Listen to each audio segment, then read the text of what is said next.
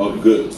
We want an investment atmosphere that allows people to come in here to invest and gain profit, but not game the people like the telephone companies are doing. We've done all of this, and that is the how that we have been wanting to explain to Nigerian people. I wish that we came on your show before now. We wish that the media has given us this opportunity to talk to our Nigerian people. But this is my first time on NTA since we started 9 months ago. I'm a citizen of Nigeria, and the major candidates, like I mentioned to you, they don't come here. They use their proxies to come here.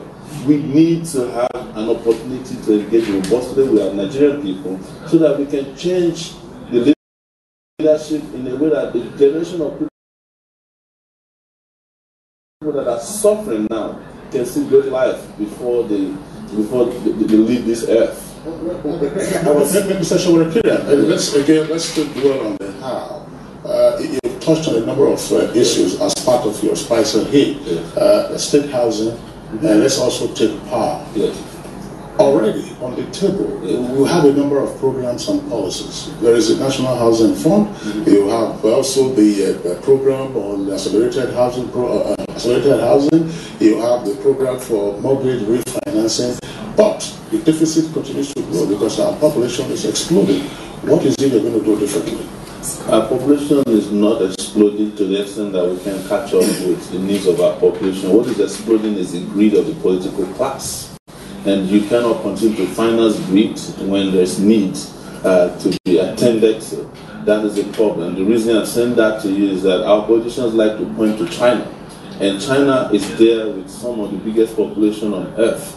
But they don't have a housing deficit. They have a problem where there are apartments in China that have not been occupied, and they call them ghost apartments because they built enough houses for their people. There are not enough people to live in houses. And what is the population of China? You tell me. Huge, right? What is the population of Nigeria? 200 million people, right? That is according to our figures. People are saying maybe we are within 150 million. But what the programs we are talking about are the same programs I have seen when I was 18 years old at the University of Lagos. There's always a vision or a national plan for 4 years. They said it's going to be 2020. We are 2029. Go and look at all the programs that our politicians have designed. They're just programs. They're meant for propaganda, and they're not implemented. We are saying that we want to move from that era of just propaganda to implementation of ideas and programs. The mortgage we're talking about, you say there's a National Housing Fund. I don't call it a National Housing Fund. It's a National Slush Fund where politicians dip in their hands and take it. When you talk about education, go and look at UBEC. UBEC is there promoting ignorance and illiteracy. 13 million kids are off school on the street. The same thing is happening with our petroleum resources. We are making money, but there's nothing to show for it. You go to every sector in this country, point to whatever they told you they would do that they've delivered upon. Every time you blame the last administration, like I said on the show recently, the last president is always better than the next one because progressively we've been having terrible, terrible governance because people are not delivering on even their own agenda ideas that they promise on. And that is where we said there will be a difference. And we're promising you, we're looking at you Nigerians, if you can just make the right decision in the next 39 or few days, this country will change because we are capable of changing the country, and we have demonstrated this by coming out as a political movement within 9 months, as a party within 4 months, and reach every nook and cranny and consciousness of Nigeria. I don't think you have actually answered the question put to you by Kingsley in such a way that Nigerians will begin to think differently about what you have in your agenda.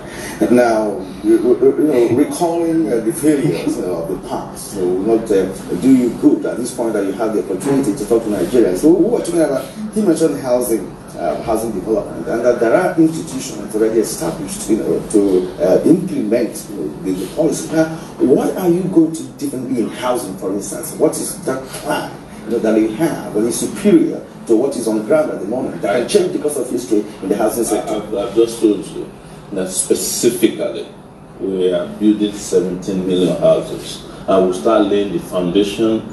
And we build that resource funds, and we have funds, right? And you're talking about institutions that have existed. The funds are there. for the institutions to do what is right. But there's nobody laying foundation for housing. We are laying foundation for propaganda for housing. And that's what I'm addressing. I'm saying that as president of Nigeria, I will be the chief bricklayer of this country building houses. I will be the chief electricity officer of this country turning on the lights, because we will use the combination of solar energy, which is out there that they've done in Morocco and Tunisia. We will use our gas appropriately to fire, the electrical sector combines this time around. We use hydro appropriately. I will not be the first one who has been combined city somewhere for 4 years and can't be transported because the bridge couldn't be built. They talk to the journalists who cover the work in this country, and you don't talk about the work, and you talk about the solution. People need to know, we need to catch people in their areas of need. When you're talking about schools, I have said that we will take 13 million kids out of the streets by investing an average of 100,000 naira per kid to take them off the street and go back to school, so that if their parents don't send them to school, the police will come looking for them. Right? So these are specific programs, and they are there in our CParty program, and we have been talking about it. What it has not received is publicity. And sometimes cynicism that, we've heard this before, so how can you do it? But we're telling you now, basically, directly, and cogently, that this is possible. All right, Mr. Sowore, thank you very much. Let's bring in Dr. Rabiu Rufai. Dr. Rufai, perhaps we wish to amplify the aspects of what Mr. Sowore has said. For instance, with regard to housing, he cited the example of China. And we can see how China, the past 40 years, has exploded into a manufacturing hub, delivering on the value chain for housing. So, what is the how that your party seeks to achieve housing for 17 million or more who do not have housing? That's the first leg of my question. You can dispense with that very quickly. Second leg, what is it that you will do differently with regard to the power situation?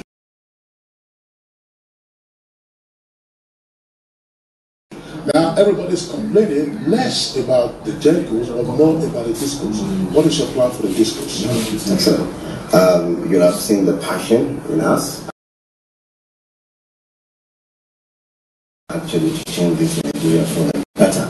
And that's the most important ingredient in the spice I hit there. Meaning, we are sincere, we are passionate, and then of course we have the political will to change the situation in this region. And he quoted China, which is a very good example now. They have summarized the achievements of Europe for the last 20 years. I think we only use that just, especially with Chinese security.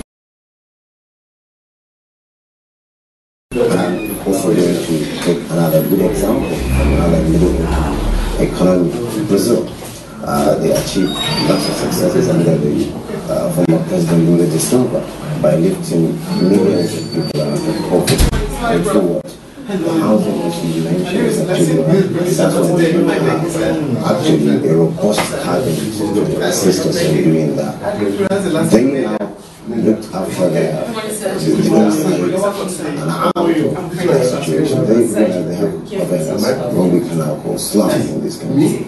And then say, okay, what is slum? Means that the areas of the basic infrastructure in terms of schools, hospitals, preparation of Sundays and the football matches, football pitches and so on. So they now recruited the youth.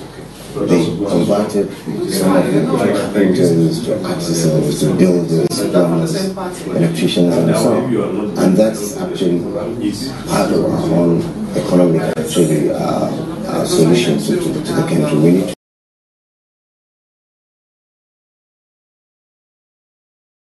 to create a large middle class for this country as obtaining other economies. So we're going to train these people, we're going to use them actually to build the houses that we are intending for 17 million in this country. And our number will truly to up our kids and their jobs.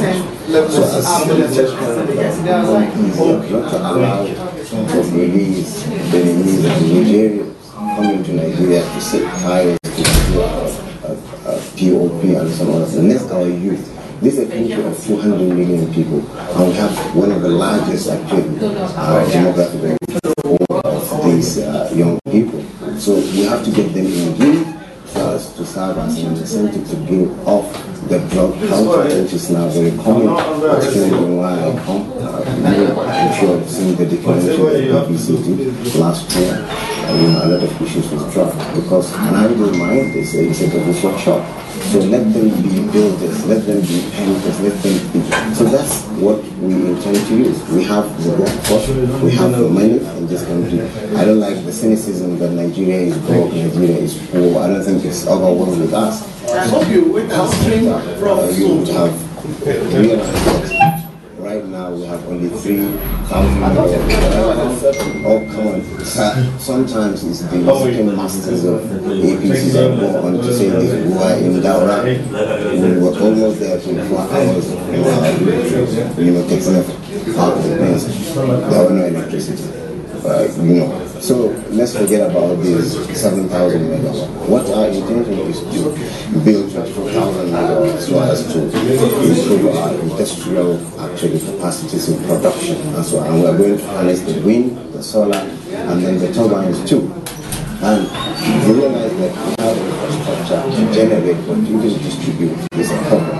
So we're going to take charge of that. We got to get rid of the corruption that is there. It exists. I know that the end users actually do not get the value for money. There are outages. I live in the north, and there was time I recorded 6 months because of holes, there was wind and so on. And I was paying. All this happened actually to our people. So we're going to check that, definitely. All right, let's return to your presidential candidate one more time, and I'll take you on agriculture, which of course the mainstay of national economy, if of course the value chain is properly cultivated, and that's a sector that has been that suffered neglect for a very long time in this country. So what are you going to do in agriculture? First is to understand that agriculture has become, it has been elevated to technology. And you cannot continue to practice agriculture the old way. We went from Yola to Jalingo by road. It took about 4 hours, something that should have been less than an hour and a half. And still found that farmers along the way were using horses and donkeys to still drag their plow, But along the same road, we counted nothing less than 50 SUVs owned by government officials. So instead of buying SUVs, we need to be buying tractors, because an average government official doesn't need 10 SUVs to ply a road that is not motorable in the first place. But most importantly is to look at how we doing agriculture, how we investing in it, how are we processing after we have completed the process of growing of crops. Our major problem we found is post-harvest loss. And they're all connected to the fact that you don't have roads after you finish harvesting to go to the market. They have to do with inability to store your products because there's no refrigeration available, because there's no electricity. This is why we're and of course now you're dealing with a major agricultural crisis, which is the inability of farmers to grow because of conflict in the farming sector. So we're looking at it holistically. We introduce entrepreneurs in every local government to grow whatever is available, 1,000 entrepreneurs. We have a farmer herdsmen crisis in the country that needs commercial ranching. That is, you don't have herdsmen who are carrying weapons, killing subsistence farmers because there's a conflict about where they forage.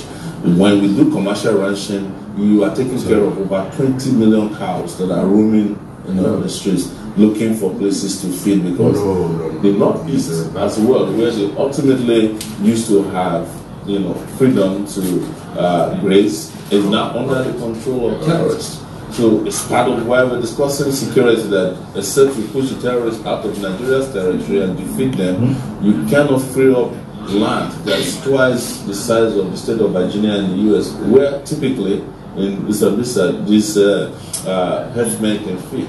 But think about the ranches. Every dropping from a cow can also be converted to biogas.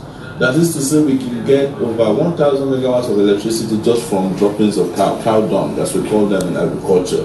That's the reason I'm talking tech regarding how agriculture should be practiced. And that is how you can have food security and have a sustainable agricultural system in which people can not only feed, but Nigeria can become Africa's food basket, so that we can also play in the agricultural market. We're already doing it unofficially.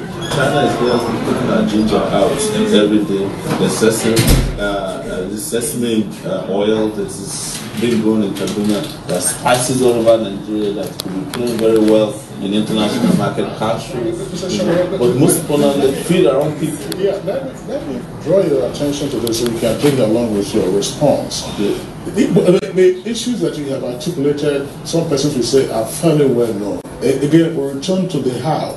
What do you intend to do differently? What do you intend to instigate to help realize the positive sides and some of the downsides that you have indicated? Is it, just hang on a second, what will be the public sector initiative and what will be the incentives to the private sector? So the public sector initiative is government getting involved in investing in agriculture, incentivizing agricultural programs and projects. You know that there used to be a time that irrigation was the responsibility of people in government in this country. They did everything to make sure water was made available. We had agricultural basins. We had extension workers. I grew up beside an oil palm plantation in Ondo State. They had them all over this country. Today they've all been abandoned because of the mono economy of oil, where our politicians feed fat all the time and forget that we need to grow crops. So it got to a point where Nigeria became one of the largest importers of toothpicks, right? Whereas the rest of the world has now rebranded even our chewing stick into something that has been sold in boxes already. What I'm trying to tell you is that we need to bring innovation and entrepreneurship into agriculture in such a way that we and make programs and projects self-sustaining in the country. So the public sector intervention is political investment from government and ensuring that the Bank of Agriculture is not a slush fund for people who are willing to stop, and also to encourage private sector initiatives and participation, but not in such a way that also they're giving. We actually round up this program.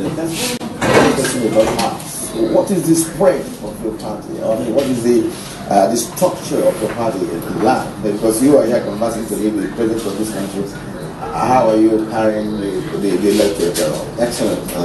You have heard or seen that our movement is unprecedented because we came up with the TakeitBack movement that metamorphosed and became more transformative in our ideas into a political party. And we got registered with INEC, and before you do that, you have to have certain requirements fulfilled, which is to have the spread of 25 states across the country, and we are even much more in all the states of this country, including Abuja. We have our party structured, and then you have seen how we've carried Nigerians along. Which offices are your members running?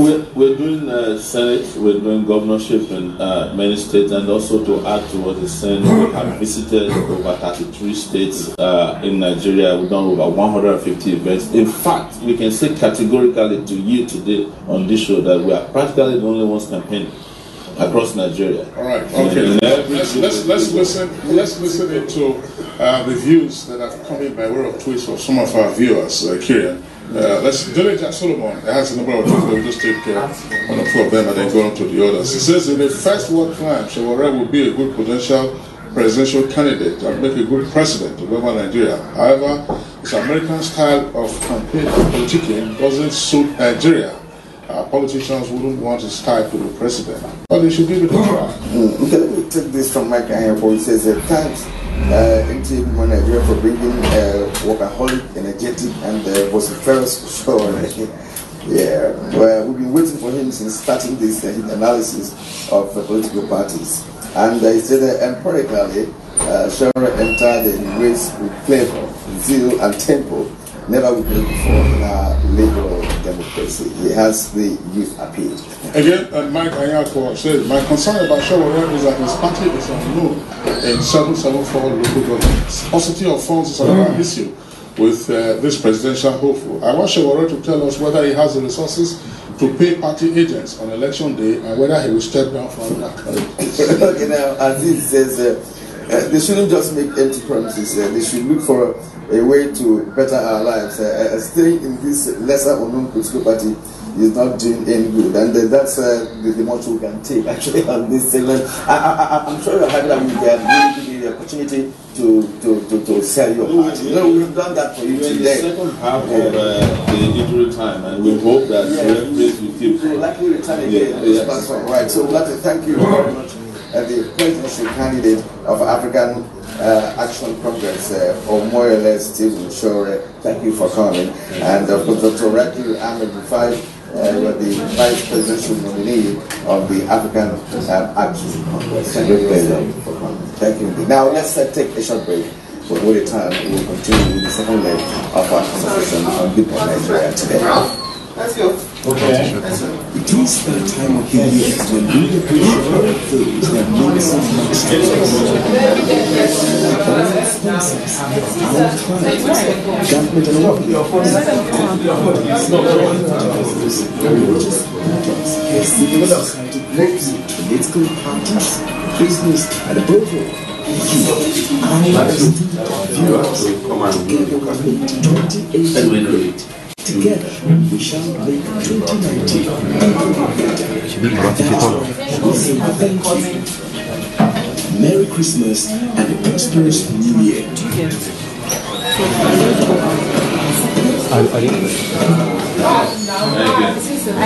Oh, okay.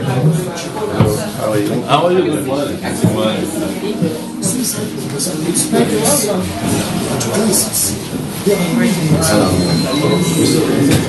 They live amongst us. They are your neighbors. They are my friends today, but terrorists tomorrow. So you must know your back. Security begins with you and me. Know your neighbor. Be vigilant. Be security conscious. Report suspicious persons, objects, and movements of the police and other security agencies. Security of our nation is a Nigeria unite against terrorism. This message is brought to you by the Federal Ministry of Information and Culture. Comment on the program. Do you have your card?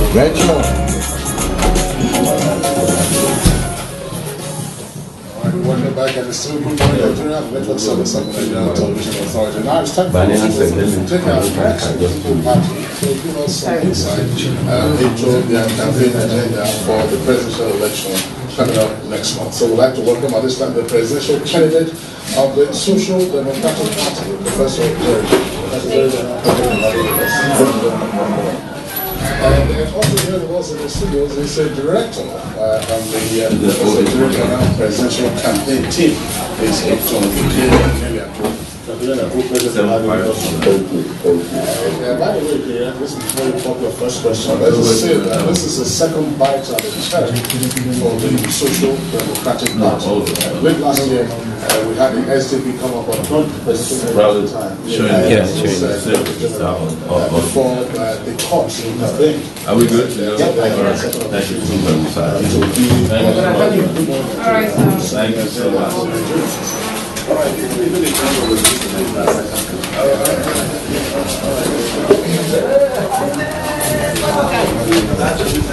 thank you. Remember me? My good set. Oh, wow. We fought for you guys to go to NYC. I know now. Yeah, so you're here now? Yes, I've been here for a long time. No, I don't have a card. I'm a salad. Let me take his number. Paso? 00 33 127 787. You know Professor Luwale is there? Yeah, I had to. In fact, I did the announcement on my Facebook page. Very sad. Very sad. I was in DBN then. Okay, Claire. Yeah. Adila. Abdulrazak. I'll be in touch. No problem. Just watch me set up. Yes. Good to see you too. Well, thank you very much. I hope the program went well. I did a workshop. How are you? Thank I tried to call you back yesterday. Yeah, but I spoke to your person and I said everything. So thank you so much. I think the show went well. And that's all we ask him. Okay. Yeah, we're going to Benway today. No, the kind of thing was good. Yeah, but we're going to Makodi today. That's a campaign for them. Also Lafayette tomorrow. Just to let me know who to call on our lawyer. Okay. Thank you for doing this. Are you sending me a call? Yeah, calling you. Okay. You will sit here. So you have any shows? I have a program, yes. I have a program. That's what I was texting. When are you going to go? This is a public place now. You are helping me.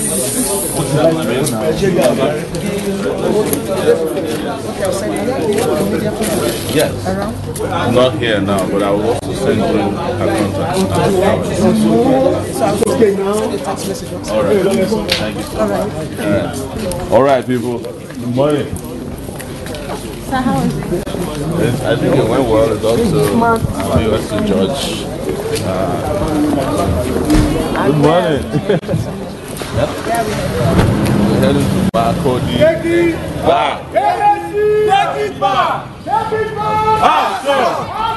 No going back! Omoyele Sowore! President! 2019!